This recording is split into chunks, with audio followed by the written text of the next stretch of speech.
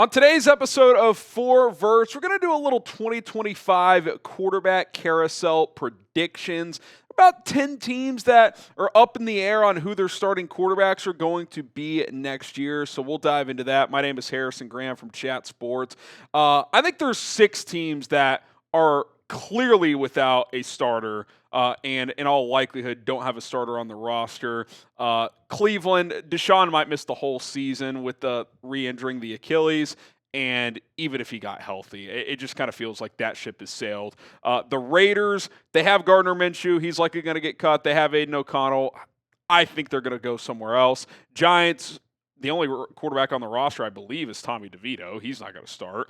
The Jets, they could roll with Tyrod Taylor. They're cutting or trading Aaron Rodgers, so I think they're going to go in a new direction, obviously. The Steelers, they could bring back one of Russell Wilson or Justin Fields, but both are free agents. The Titans have Will Levis, but given the fact they have the number 1 pick, seems like they're going to go in a new direction. And then there's 4 teams adding up to 10 total that have a question mark. The Colts have Anthony Richardson, struggled in year 2, didn't really take a step forward. I'll kind of take a look at that situation. The Rams obviously have Matthew Stafford, which if they commit to him coming back, then clearly he'll be their guy, but there's chatter they could be open to trading him. The Vikings, what are they going to do with Sam Darnold? Do they just roll with J.J. McCarthy until that Darnold thing is resolved? That's at least somewhat of a question.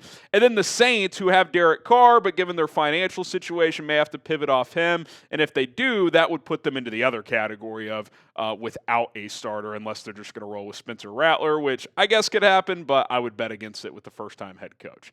Okay, the point of this is I think there's going to be a lot of QB movement. There's 10 teams right there. There's a lot of interesting short-term QB options out there, and it's not a great draft. You might see 2 rookies get drafted in the first round and start, maybe Jackson Dart, but even if he gets drafted early, probably wouldn't start. We're talking about Cam Ward and Shedeur Sanders, so we'll see where it all ends up. We'll go through those 10 teams, and I'll predict who their quarterback is going to be next year. Okay, guys, we are almost at 7,000 subscribers. Got a lot of good feedback on our last couple of videos. We're growing more than ever before. That is a testament to you guys, so thank you guys so much. If you want daily NFL content during the offseason, free agency less than a month away, the draft just a little bit after that, trade rumors, news items, everything else in between, we got you covered here on 4 Verts. Appreciate the love and support. Let's continue to grow this thing. Okay, let's start with the Browns. I think they go the Kirk Cousins route.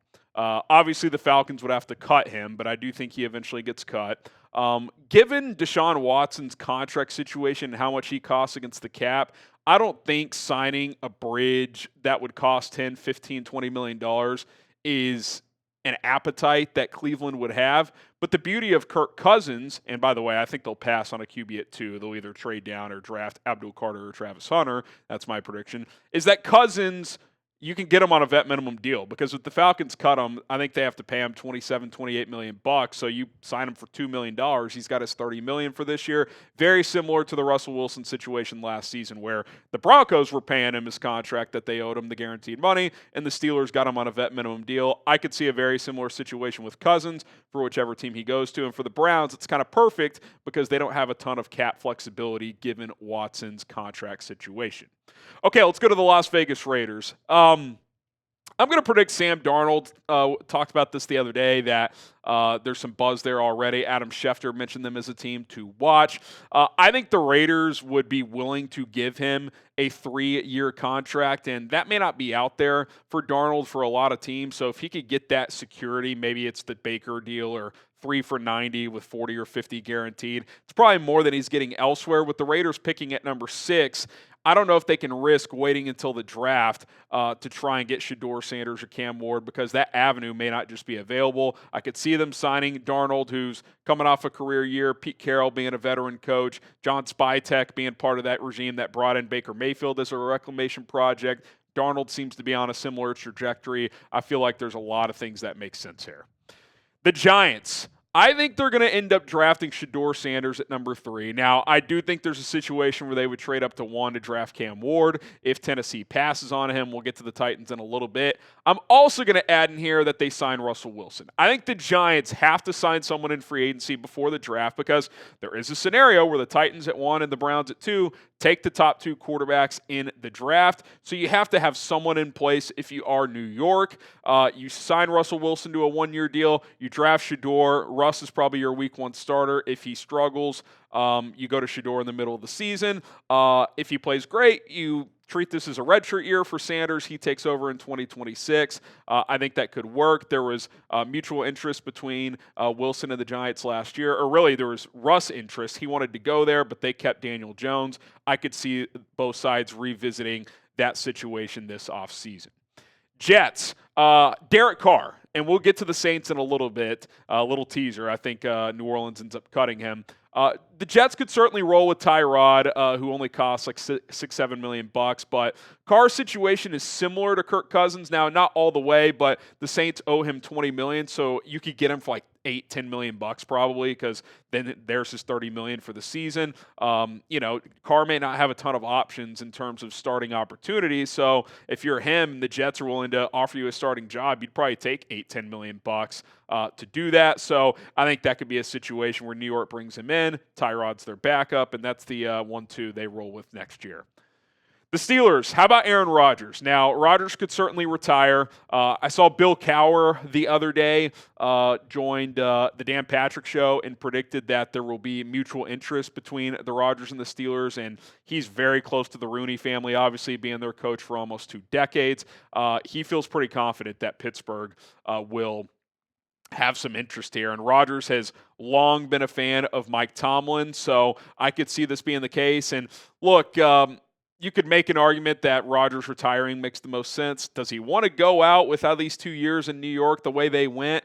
I feel like his ego is going to say no. So Rodgers to Pittsburgh, and he's certainly diminished, but play better down the stretch. He might be an upgrade from what they've had in recent years. Titans, there's chatter they might be willing to trade the number 1 overall pick. I'm going to say they draft Cam Ward. I mean, are you going to roll Will Levis out there again? Are you going to try to sign an Aaron Rodgers? Like, to me, you get the number 1 pick every once in a while. I would draft a quarterback. I think you got to take the swing here on Cam Ward's upside. Maybe you bring back Mason Rudolph to be the backup, or maybe Will Levis is the backup, or maybe you trade Levis for like a day 3 pick and sign a bridge guy like Jameis Winston or something like that to be the backup or week 1 starter. For some reason, Cam Ward isn't ready. To me, I know it's not a great QB draft class, but you're picking number 1. I don't think this is a Kenny Pickett, Malik Willis situation. I would take Cam Ward if I was Tennessee. What do you guys think? Who should the Titans draft with the number 1 pick? Name that player in the comments below, or if you think they should trade down, let us know on that front as well. Colts, I think they still sign or roll with Anthony Richardson. I think they'll give this one more go.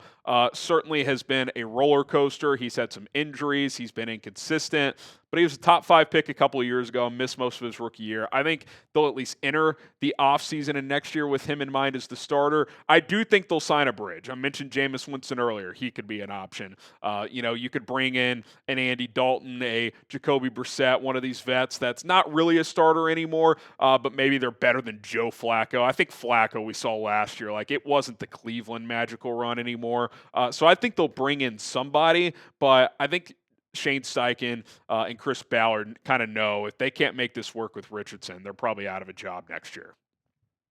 The Rams, I think they end up keeping Stafford on a refined contract. His guaranteed money situation is something that has to be worked out, but this idea that they're going to trade him, I mean, is Sean McVay in the business of, maybe punting on a year? Because if you trade Stafford, they're going to have to eat like 40-something million, and you might just be stuck this year. You might have to draft a guy in the 2nd round or something and just roll him out there. I don't think Stetson Bennett's saving the day. So I think they find a way to make this work. Rumors are going to circulate there.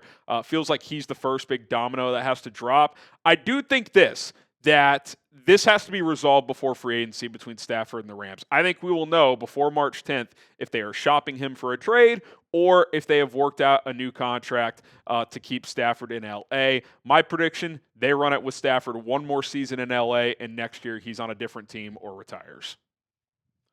Okay, the Vikings. I appreciate that they have a lot of respect for Sam Darnold, but I think there's going to be multi-year deals, 2-3-year contracts with $30+ million on the table for him. If you're Minnesota, you can't do that. You just drafted J.J. McCarthy with the first-round pick, and really, had he not had an injury last year, he probably would have played at some point last year. Now, if Darnold played as well as he did, maybe not, but had he struggled at all, they probably would have turned to McCarthy at some point. I think they roll with him. They sign Daniel Jones as the backup / insurance if JJ's recovery is slow or if he's just not quite ready, whatever the case may be. Jones can, probably be a poor man's Darnold reclamation project for Kevin O'Connell. At least can hold down the fort until JJ's ready. But all signs point to McCarthy here. I think he's their week 1 starter. Here's an interesting one. How about Justin Fields to the Saints? And here's the reason why. A couple reasons. One, I don't think Fields is going to have a lot of starting options out there. I think re-signing in Pittsburgh could be one, and then 1 to 2 other teams. I think the Colts are a wild card. If they want to bring in a similar stylistic quarterback to Anthony Richardson to push him, they could go that route. But the Saints, they're probably going to have to cut Derek Carr, given their financial situation. They are not going to have a lot of free agency money to work with. Who's their head coach? Kellen Moore. Who did he just get a lot out of who has some limitations as a passer? Jalen Hurts. Now, a couple of years ago, I thought Justin Fields could be a Jalen Hurts type. I don't think he'll be that good, but Kellen Moore could probably figure out some things that work to get the most out of Justin Fields at this point in his career, and he's not going to cost a lot of money because you pitch him on, hey, you're the starter. You're our starter for 17 games. If you stay healthy, here's $8 million, and who knows? If you have a great year, you could get a long-term deal here, or someone else could sign you. So if I'm Fields, I'm trying to start regardless of the money, and as long as it's not like that minimum. If I get $6, $7, $8 million and be promised a starting job, that's pretty appealing if I'm Justin Fields. And I would also be interested, A, playing for Kellen Moore, B, playing indoors in a dome on turf with his speed and not having to deal with as many weather elements. I think that would be an appealing situation for Justin Fields. A low-key team as well. I think there's a lot to like there if you're Fields in his camp. Okay, there you have it. QB carousel predictions for this offseason. I think you're going to be seeing a lot of moving parts here. If you have any predictions, either for all these teams, some of these teams, specific players, drop them in the comments below. I'll be reading them. We can debate all day long. And don't forget to subscribe to the channel. We are knocking on the door of 7,000 subscribers. Thank you guys so much for tuning in to 4 Verts and for making it to the end of the video. My name is Harrison Graham. We will see you guys next time.